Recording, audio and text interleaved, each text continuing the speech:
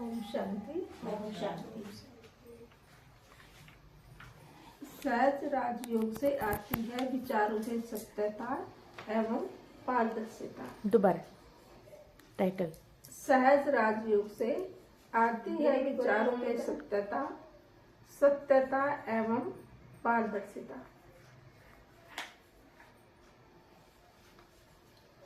दार्शनिक Francis bacon के अनुसार मनुष्य अच्छा करे कि अपनी जेब में कागज पेंसिल रखे और वक्त बेवक्त के विचारों को तुरंत लिख डाले। जो विचार अनायास आते हैं वे अक्सर सबसे ज्यादा कीमती होते हैं। उन्हें संभाल कर रखना चाहिए क्योंकि वे बार बार नहीं आते। ऐसे अनायास विचार अचेतन मन की गहराई से वर्तमान के संस्कारों को लांघकर आते हैं और पलक झपकते ही ओझल हो जाते हैं। अतः इन्हें लपक लेना चाहिए। जो ऐसा करना जानता है वह कुछ बेमिसाल कारनामे कर दिखाता है। शांत वातावरण में अवचेतन मन पर गहरी बातों को ढूंढ निकालता है। एक वैज्ञानिक था जिसे सोते हुए बीच बोलने की बीमारी थी। प्रातः उठने पर उसकी पत्नी उल्हाना देती थी कि खुद तो घोड़े बेचकर सोए रहते हो और फिर भी कभी कभी बोलने लगते हो, जिससे मेरी नींद में खलल पड़ता है। वैज्ञानिक को आश्चर्य होता था कि मुझे कुछ भी पता नहीं रहता और यह कहती है कि मैं सोते हुए बोलता हूँ।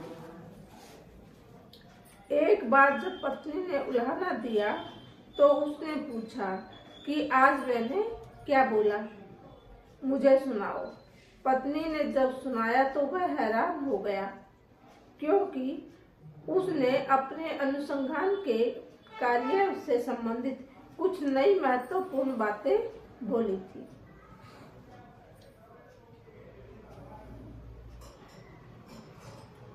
जिनसे कार्य में बड़ी मदद मिल सकती थी। उसने पत्नी को यह बात बताई तो वह बोली कि मैं सिराने एक टेप रिकॉर्ड रखा करूंगी और जब तुम सोते हुए बोलोगे तो उसे मैं चालू कर दूंगी। बाद में तुम रिकॉर्ड सुन लिया करना। होता यह है कि दिन भर किसी खास खोज में लगे रहने पर जब मन अनेक पहलुओं का मंथन करता है तो अवचेतन मन उस कार्य को आगे बढ़ाने का मौका रात्रि विश्राम के समय पाता है, क्योंकि उस समय चेतन मन अपना कार्य बंद रखता है और अवचेतन मन पूर्व की घटनाओं व अनुभवों में से समाधान तलाशने का स्वतंत्र होता है।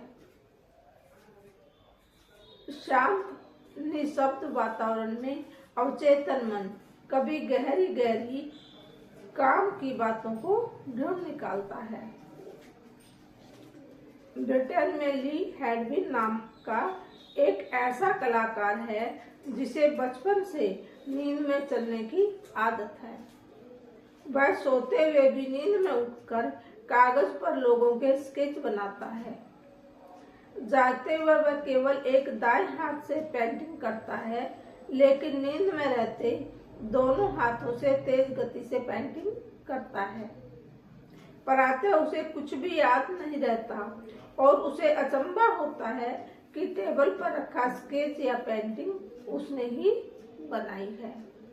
उसके पिछले जन्म की कला नींद में अचेतन मन से इमर्ज हो जाती है।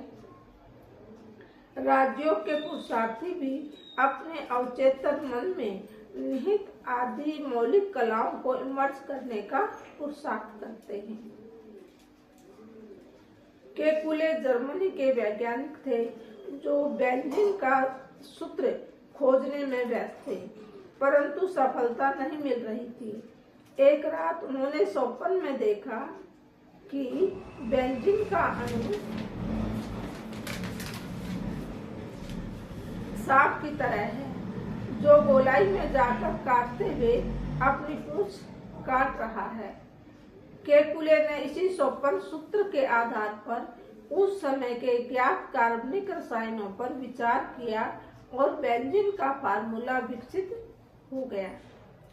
सभी आविष्कार कल्प समय अनुसार निमित्त मनुष्य आत्मा द्वारा प्रत्यक्ष होते रहते हैं।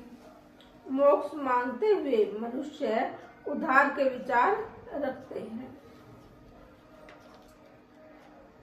जर्मन मनोविज्ञानी एरिक फ्रॉम ने अपनी किताब फियर ऑफ फ्रीडम में लिखा है कि लोग सोचते हैं कि हमें इस लोक व परलोक में से हमेशा के लिए मुक्ति मिले, हमें सांसारिक जन्म मरण के चक्र से मोक्ष मिल जाए।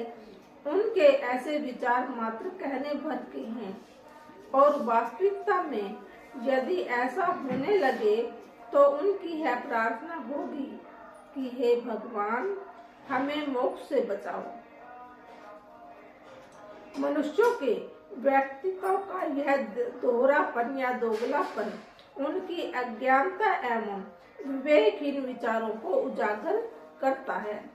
वे इतने सुंदर संसार एवं स्वयं को मिली श्रेष्ठ देह की तौहीन कर निश्चेष्ट स्थिर व असत्य जीवन जीना चाहते हैं। सहज राजयोग के ज्ञान से विचारों में सत्यता एवं पारदर्शिता आती है और आत्मा निर्भय बनती है।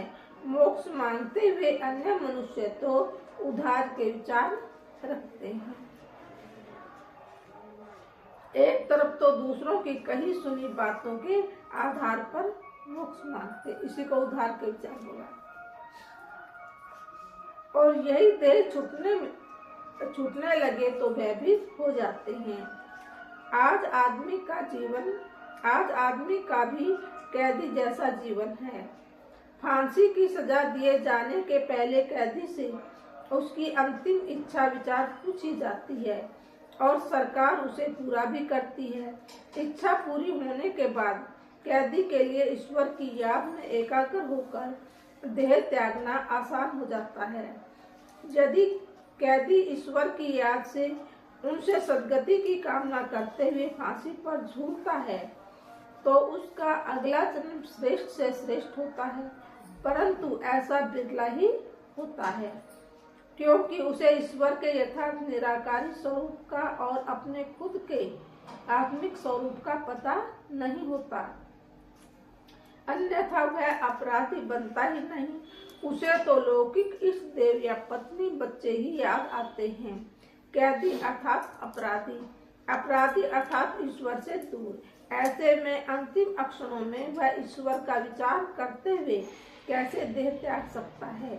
लेकिन आज अपराधी ही नहीं बल्कि आम आदमी भी कैदी जैसा जीवन जी रहा है, क्योंकि वह सतो प्रधान वातावरण में जन्म लेकर तमो प्रधान माता पिता से तमो प्रधान संस्कार पाता है और तमो प्रधान विचार करता हुआ पूरे जीवन कैदी होकर रह जाता है। परंतु कलयुग के अंत में जब परमपिता शिव आकर राजयोग का ज्ञान देते हैं तब उसे पहली बार अनुभव होता है कि निर्विकारी सात्विक जीवन क्या है। आत्मा ही इंद्रियों पर शासन करता है। तमिलनाडु में एक लड़का था वेंकट रमन अय्यर। वह जब 17 वर्ष का था तो एक बार अपने काका के घर की छत पर सो रहा था। उसे विचार आया कि हिल डुल नहीं पा रहा हूँ, कहीं मेरी मृत्यु तो नहीं हो रही है। यदि मैं मरने लग रहा हूँ तो क्या केवल शरीर नष्ट होगा व मैं दोनों का नाश होगा। यह विचार जब बार बार चला तो उसकी अंतर आत्मा ने कहा कि मृत्यु शरीर को मार सकती है, मैं आत्मा को नहीं। उसने अपने को कुछ मिनट देह से न्यारा और देह को मृत देखा। उसे दृष्टा में मैं का अनुभव हुआ। इस घटना ने उसकी अज्ञानता एवं अहंकार का नाश कर दिया और उसे बेहद के वैराग्य की अनुभूति हुई। चेतना लौटने पर वह उठ बैठा और उसी समय घर से निकलकर अरुणाचल चला गया, जहाँ एक मंदिर में रहते उसे विचार साधना और रमण स्वामी के नाम से पुकारे जाने लगा। बाद में वह महर्षि रमण के नाम से प्रसिद्ध हुआ।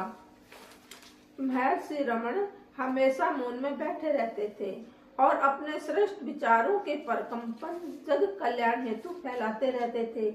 और संसार की मुख्य समस्या यही कि संसार में प्रधान और अहंकारियों का हो गया है और मैं आत्मा ही प्रधानमंत्री हूँ, जो भी सभी इंद्रियों पर शासन करती हूँ, यह सत्य हो गया है। दीर्घ आयु व्यक्ति भूतकाल के बजाय वर्तमान में रमण करते हैं। विचार में अपार शक्ति होती है। एक स्त्री 33 वर्ष की उम्र तक भी 19 वर्ष की सी युवती बनी रही, क्योंकि उसका अपने प्रति यही विचार चला कि मैं तो अभी वैसी ही हूँ जैसी 1 साल पहले थी। इसके विपरीत चिंतातुर रहने से एक आदमी के रात भर में सारे बाल सफेद हो गए। उसकी चिंता की ज्वाला इतनी तीव्र थी कि उसके शरीर में रात भर विषाक्त हार्मोन का स्राव होता रहा।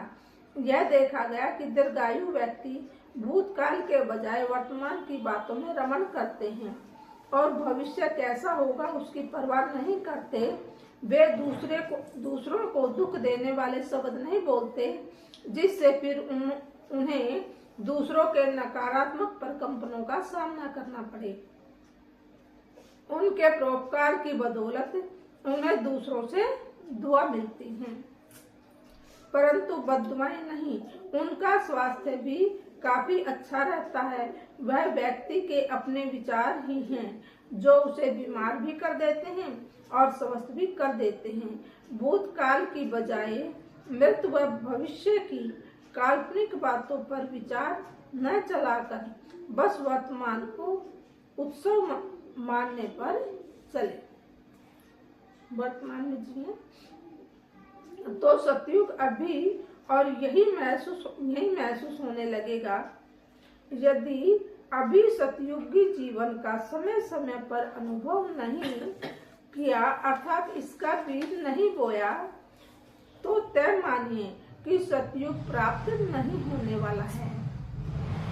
इसका अनुभव होता है श्रेष्ठ विचारों के आधार पर। सहज राजयोग का ज्ञान सतयुग का विस्तृत चिंतन करता है।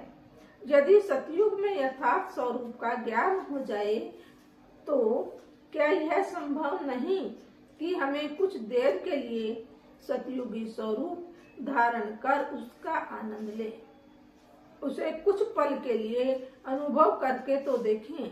यह कुछ पल का अनुभव पुरुषार्थी को वैसा ही जीवन पाने हेतु 20 नाखूनों का जोर लगा देने को प्रेरित करता है।